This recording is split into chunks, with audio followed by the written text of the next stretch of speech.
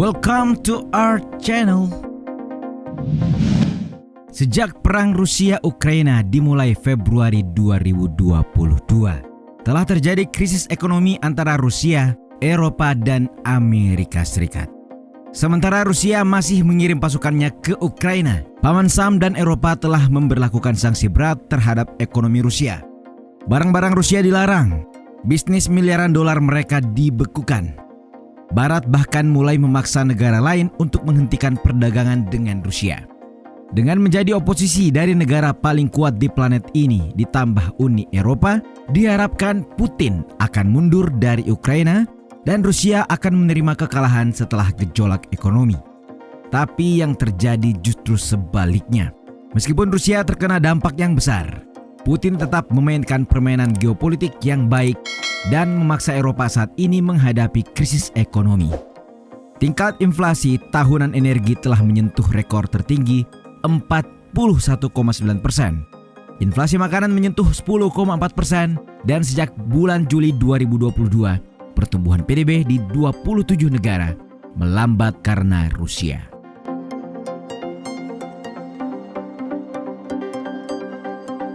Akan tetapi, tahukah kalian hal apa yang paling ditakutkan sekaligus yang disebut-sebut jadi salah satu strategi Putin dalam perang melawan Eropa?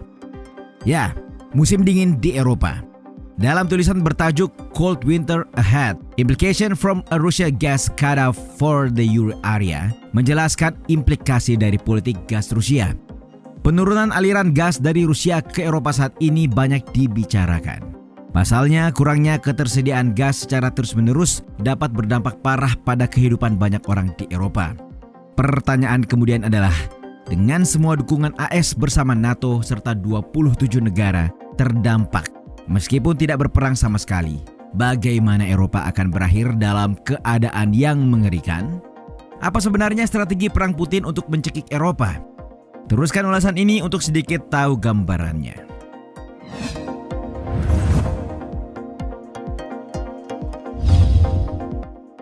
Untuk memahami konteks perang Rusia-Ukraina atau secara umum Rusia dan Eropa, pertama-tama kita harus tahu sedikit tentang dasar peperangan modern. Pasalnya, perang modern ini dilakukan setidaknya dengan menggunakan 3 instrumen, yakni pangan, keuangan atau ekonomi, dan energi.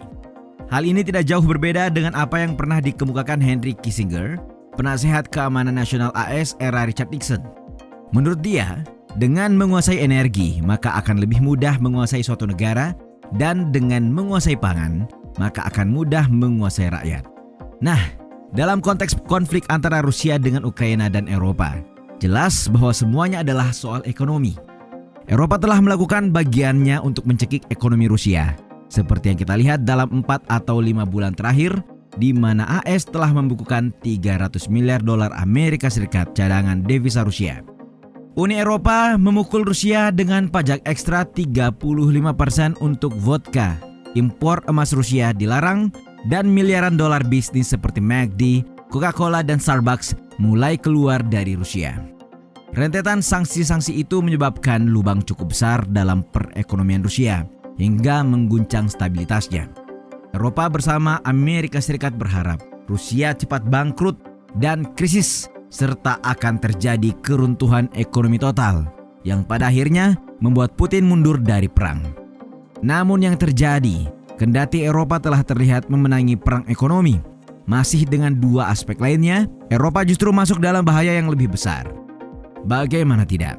Rusia dan Ukraina menyumbang hampir 30% ekspor gandum dunia, hampir 20% ekspor jagung, dan lebih dari 80% pasokan minyak bunga matahari. Jadi, pada saat pasokan komoditas ini terputus, harga pangan di Eropa jelas meroket tajam. Dan sejauh menyangkut energi, disinilah pengaruh paling kuat Rusia terhadap Eropa bermain.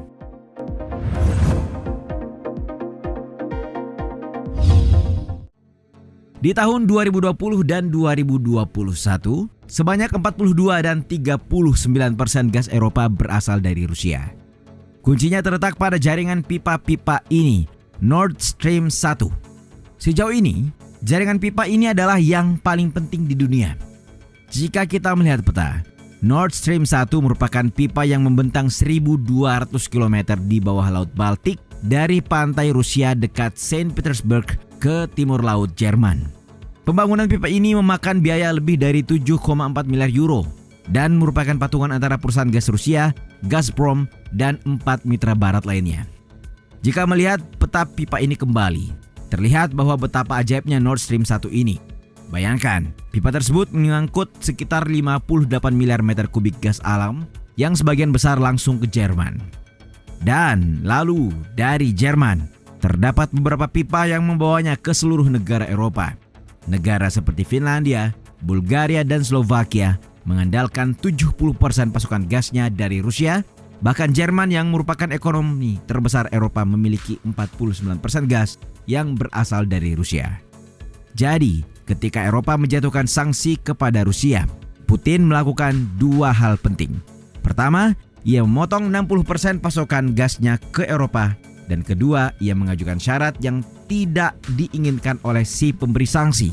Yang mana jika Eropa ingin kembali membeli gas dari Rusia, mereka diwajibkan menggunakan rubel, mata uang Rusia.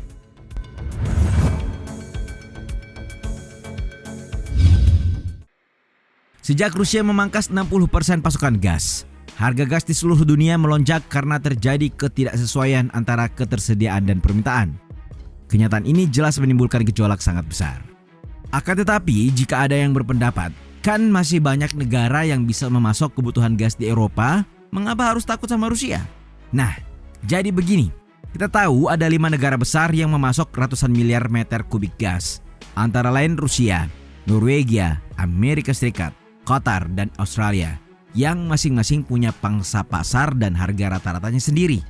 Jika Rusia mengendalikan pasokan, meskipun negara lain dapat meningkatkan produksi gas dengan harga yang persis, negara-negara ini jelas akan mengambil keuntungan dari situasi yang ada. Tentu dengan menaikkan harga gas. Dengan cara ini, mereka akan memiliki banyak margin, lebih banyak keuntungan, dan lebih sedikit SDA yang habis. Inilah alasan mengapa meskipun negara lain dapat menandingi kekurangannya, harga komoditas melonjak hingga ke tingkat yang gila-gilaan. Dalam konteks ini, jika melihat data sejak Januari 2022, harga gas Eropa sudah naik 30%, meskipun mereka tidak membeli gas dari Rusia.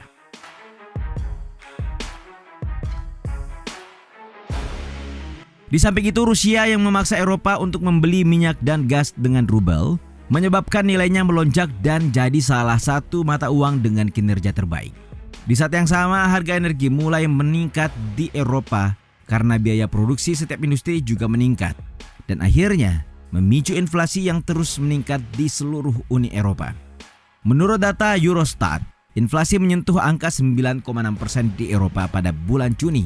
Harga industri telah meningkat lebih dari 36% dalam 1 tahun terakhir dan tagihan listrik untuk warga Eropa juga melonjak. Selain itu, inflasi harga pangan telah naik menjadi 7,5% pada Mei 2022 dan merupakan yang tertinggi dalam 20 tahun terakhir.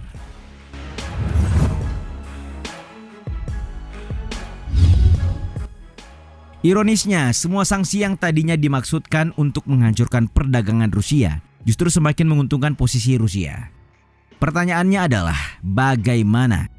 Sangat sederhana. Seperti yang telah dijelaskan, ketika Rusia memotong pasokan gasnya, perusahaan-perusahaan Eropa putus asa untuk membayar 50, 60, terkadang bahkan 100% uang lebih banyak untuk jumlah yang sama. Karena tanpa gas, ekonomi Eropa akan kolaps. Dan sama halnya dengan minyak di mana harga melonjak dari $65 menjadi lebih dari $100 per barrel. Begitulah, Putin dengan cekatan memainkan permainan geopolitik yang baik dan memaksa Eropa saat ini menghadapi krisis ekonomi.